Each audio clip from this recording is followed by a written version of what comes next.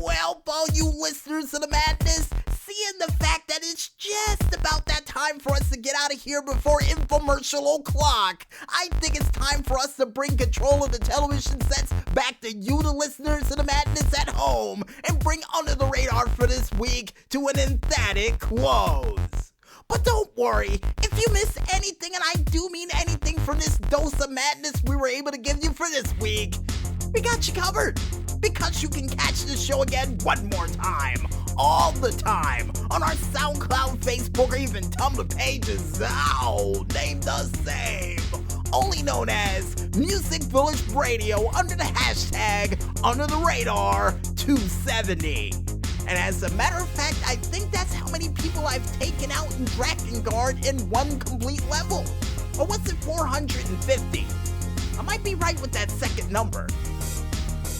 And if you guys want to figure out what are crazy and zany things that we still got prepared for this summer of RPG, like a litany list of people we took out with Dragonfire, you can go ahead and check it out on our Twitter/YouTube pages, still named the same, only known as ZOO Agent 0012. And before we head out for the night, we would like to thank, as always, you, the listeners of the madness out there, for listening in into another milestone Radium Madness edition of Under the Radar. And seriously, guys, thank you for listening in for the past 270 episodes of madness we were able to cook up for you. And trust me, we're gonna make our way to 300, and I can only imagine the antimantium madness we can bring to you with that. So stick around, cause trust me, we still got a lot left in the tank. And if you guys and girls out there like what you heard, go out there and spread the word. You know what? Like the Chaos Dragon from Drakengard. Yeah, you know, the PR department knows where I'm going with this one and said, well, you mentioned the game throughout the entirety of the show, you might as well finish with it. And they're right. And we would also like to thank you, the independent artists out there, for doing that musical goodness like you always do, and always providing that musical goodness to give us constant inspiration to give madness to every single one of you out there on a weekly basis. So keep up the great work.